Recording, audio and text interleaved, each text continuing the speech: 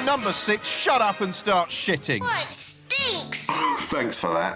What's happening, darling? It's all gone, it's all gone. What's all gone? Your dignity? In the first take, of course, he just smeared that drawing on a bit of bog roll with his own shit.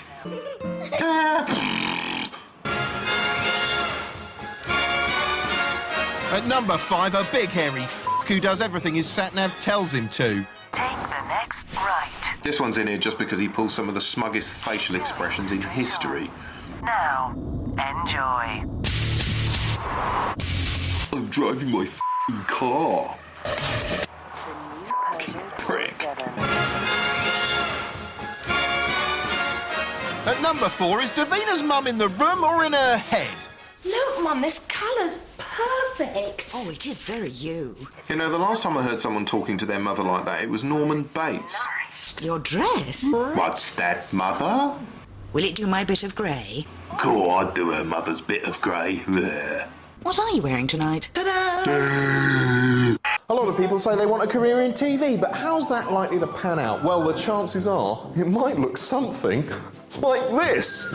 Oh, look, it's you, a fresh-faced, nigh-on-fetal 21-year-old finishing your media studies degree with an earnest 15-minute documentary about a local homeless man called Billy. It's well-received by your fellow students, you pass your exams, receive a diploma in mediated enablism, send your CV to 10 million different companies, and finally get a reply from a production company offering you a job as a runner. Hey, it's the bottom rung, but it's a start. Your dreams of making a difference with your work seem to be coming true, and you arrive in London with a head full of stardust and immediately email all your old friends and crow about your glamorous new telly-career. As a runner, your job largely consists of dogs bodying around at the behest of producers, performing whatever tasks they see fit at a moment's notice. Your wages aren't great, so to make ends meet, you spend most of your nights on the bathroom floor of some cramped shared accommodation way out in Zone Q. But because you live so far away, this means you have to go to bed at 4 and wake up at 5, ready for another day spent waiting hand and foot on the talent, an overpaid gonk, earning $20,000 an episode who treats you like half-price shit. He hurls coffee over you day in, day out, and at the end of each evening you wind up desperately wringing out your top for sustenance. After a year of running, you get your first promotion. Well done, you're now a junior researcher. Your new job mostly consists of typing things into a search engine and printing them out for the producer, who merely smiles, says they're not quite good enough, and asks one of the proper researchers to do better while you have to help the runner make tea. Said runner, who's supposedly beneath you, turns out to be a backward, feckless cretin who spends most of his time loafing around trying to act like a cooler-than-thou skate. But he's also the MD's son, which means you have to do his work for him while a menopausal producer fawns over his every stupid gesture. Before long, he comes to symbolise everything you despise about our cruel and godless universe. Look at him. Hate him. Hate him. Hate him. Hate him. Meanwhile, there's someone else working on the show you've developed a doomed crush on, which is psychologically unhealthy but pleasantly distracting. This is simply the first instance in a repeated production cycle in which, devoid of contact from your regular friends and family, you form intensely close bonds with select co-workers. Now you're on a roll and you jump up the career ladder again, becoming a researcher. Cool! On a show where grieving people get gunged in a skewed bid to cheer them up. Your duties include cajoling them into signing release forms. Dispirited and disgusted with yourself, and your few moments off, you simply stare at the wall. You haven't seen your family in a year and your personal life's in tatters. But hey-ho, at least you're working in telly, yeah? Before long, you've become assistant producer, which sounds more impressive, but also means you're doing more work than ever, especially because F***face here is the producer, and he's a lazy, boorish imbecile who spends all his time arsing about and lazily assaulting the runners. But as luck would have it, one of the contestants dies during a gunging. Manslaughter is generally frowned on in telly, so the producer is sacked. And since you're the one with the most experience, you get his job. Congratulations, you finally made it to producer level, and for a while at least you're loaded. Once Series 2 of Grievers Get Gunged is over, you're out of work, scouring TV job websites and small ads. You eventually get a job in development and spend 6 months brainstorming a series of grief tormentation formats in which the recently bereaved are poked in the eye, goaded with sticks and so on. Soon you're pitching a despicable show to a commissioner who looks familiar because lo and behold it's nepotist shithead boy. Unfortunately he likes it and the new show, Sick on a Widow, becomes a ratings hit. You end up making 18 consecutive series of it while your dream of making serious programming flies ever further out of reach. Eventually the public tire of cheery abuse of the grieving and you find yourself pushing 40 with a string of broken relationships behind you and no career path stretching out ahead. You approach every production company you can think of, begging for a job, but by now in telly terms you're hopelessly over the hill. With no family or lovers to speak of, your sole entertainment is flopping on a sofa bitterly watching programmes, squinting at the names of your more successful co-workers in the credits, which thankfully you can't f***ing read because of credit squeezing. And that's exactly how TV works. Now here's a very quick cartoon from the men at fatpie.com. Psst, we've got an update. Phase 2, conversation, association, integrated, adverts. What's that, James? Every conversation you have will be monitored, and an appropriate advert will be chosen based on the subject matter. That sounds awfully complicated. It just means after the conversation, use your RCB box to determine your advert. Don't forget to link arms. And Service Pack 2 was dragging its sorry ass. Now let's see. This conversation was brought to you by Data System Software Specialists. Throughout the years, TV's provided a good home for doctors. There was Dr. Kildare, Doctor Who, and the doctors in Doctors. But now times are hard and TV's responded by throwing them out on the street. Street Doctor is one of the weirdest early evening programmes you're likely to come across. A cheapo bit of schedule filler in which 4 GPs pound the nation's pavements in search of ailments on legs. In a bid to blow away the stereotype of the doctor as a bushy-eyebrowed, authoritarian grandfather clock, the GPs are introduced in the manner of a PlayStation beat-em-up. There's a hunky one, a chummy Robert Winston one, a nonchalant posy one, and a tiny little lady one. Her area of interest is women and children. Presumably because you could mistake her for either. Just to underline how different they are from boring old normal doctors who sit around in offices staring up people's bums, The street doctors wander around carrying gigantic demeaning signs with Street Doctor written on them, which make them look a bit like foreign exchange students trying to earn a few pennies advertising a golf sale. Each week they visit a different city. For instance, in this edition they're in Manchester, which looks great! Yeah, Manchester! Manchester men have the lowest life expectancy in the whole of England. Oh. More people in the northwest die from alcohol-related illnesses than anywhere else in the UK. Ooh. Heart disease and strokes are the biggest killers in this city. Yeah, but come on, it's got a shopping centre. Anyway, then it's down to business, as the docs start bothering locals to see what's wrong with them and prepare to give examinations. Hello there. Morning. Do you need a doctor today? I could do with one. I'll get time to see one when I have this job. Can I help you? Hopefully. Do you want to sit down there? So, what's the problem?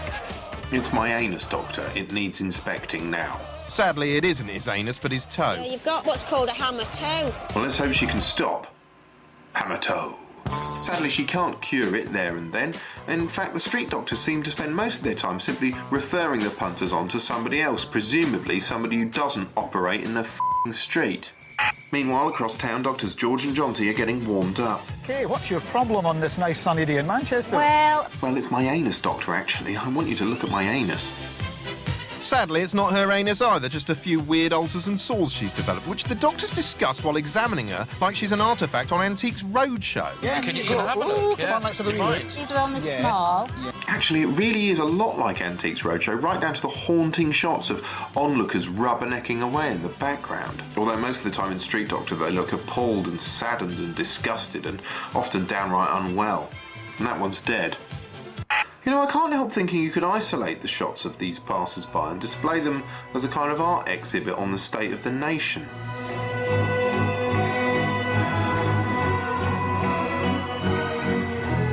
Actually, they've got good reason to look sickened because the whole thing is gross from beginning to end.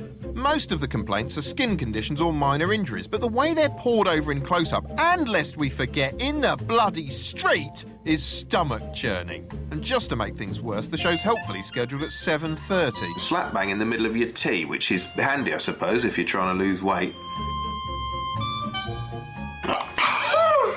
Right then, Norman, I gather you've got a bit of a medical problem. I have, really. It's my anus, Doctor. I need you to get on your hands and knees, pull my buttocks apart and stare right up my anus right here in the station. This being a TV show, of course, there are only so many standard-issue plebs the doctors can take, so wherever possible they up the ante by examining the more exotic members of society. John Tim, one of the street doctors. Fucking hell, Amy Winehouse has let herself go. But star performer David is hiding an unsightly secret under his skirt. You don't say. I have a really horrible varicose vein on my leg. I find myself embarrassed. Yeah, let's have a look. Oh, Christ, that's horrible! Having saved Manchester from certain death, the doctors meet up for an awkward stagey chat about the best cases they've seen that day. I saw a lovely young woman. She was really worried about type 1 diabetes. We bumped into Stephen, didn't we? Who had that massive red eye. Well, I saw a lovely lady, Mary. The poor lady had dropped a brick on her finger in the garden. That's nothing. I examined this guy's anus, yeah? In the road, yeah? Right outside Sainsbury's, yeah? It was bloody amazing.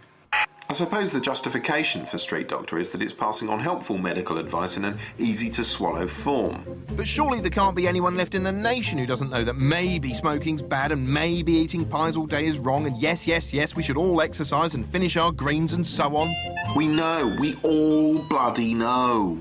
Nevertheless, we have to be told again and again and again like children. And now we're being inspected in the street like cattle. Anyway, which would you rather do? Die young, smoking, fat and happy, or live to 1,000 in a world where this is acceptable?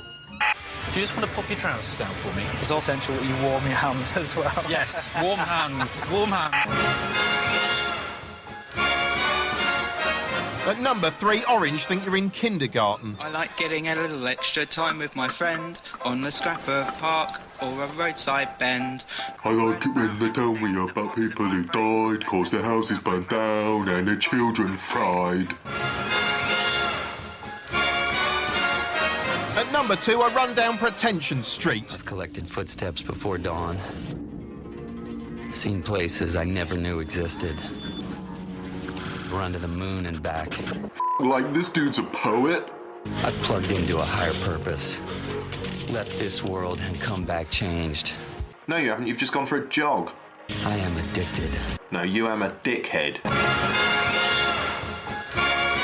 And at number 1, everyone knows a cock like face. Everyone knows a bloke like Mickey.